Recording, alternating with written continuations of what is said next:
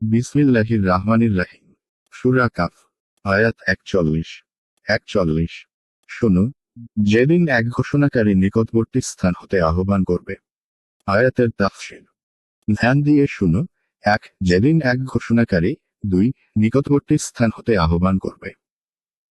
3 অর্থাৎ ওহির মাধ্যমে কিয়ামতের যেসব অবস্থার কথা বলা হচ্ছে সেগুলো মন দিয়ে শোনো। 2 এই ঘোষণাকারী ইসরাফিল ফেরেশতা হবেন অথবা জিবরীল। আর এ আহ্বান সেই আহ্বান, যে আহ্বানে লোকেরা হাসরের মাঠে সমবেত হবে, অর্থাৎ দ্বিতীয় ফুৎকার। 3 এ থেকে কেউ কেউ বাইতুল মুকাদ্দাসের পাথর বুঝিয়েছেন। বলেন যে এটা আসমানের নিকটতম স্থান। অন্যান্যের নিকটে এর অর্থ হল প্রত্যেক ব্যক্তি এই শব্দ এমনভাবে শুনবে যে মনে হবে যেন এ আওয়াজ নিকট থেকে আসছে। ফাতহুল কাদির। আর এ কথাই সঠিক মনে হয়। আয়াত 42। যেদিন মানুষ অবশ্যই শ্রবণ করবে মহানাদ, সেই দিনই পুনরুত্থান দিন। আয়াতের তাফসীর। যেদিন মানুষ অবশ্যই শ্রবণ করবে এক বিকট আওয়াজ, সেদিনই বের হবার দিন।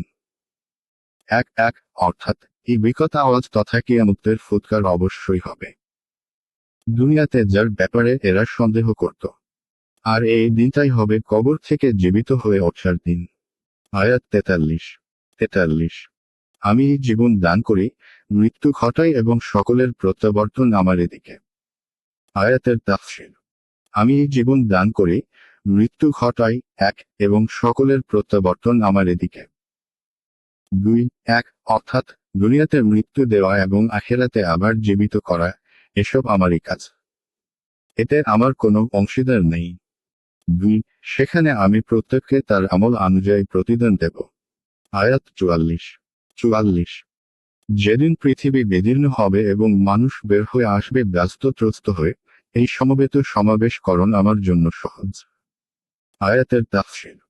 যেদিন পৃথিবী বিদীর্ণ হবে এবং মানুষ বের হয়ে আসবে ত্রস্ত ব্যস্ত হয়ে, এই সমাবেশকরণ আমার জন্য সহজ। অর্থাৎ সেই আহ্বানকারীর দিকে দৌড়বে, যে আওয়াজ দেবে।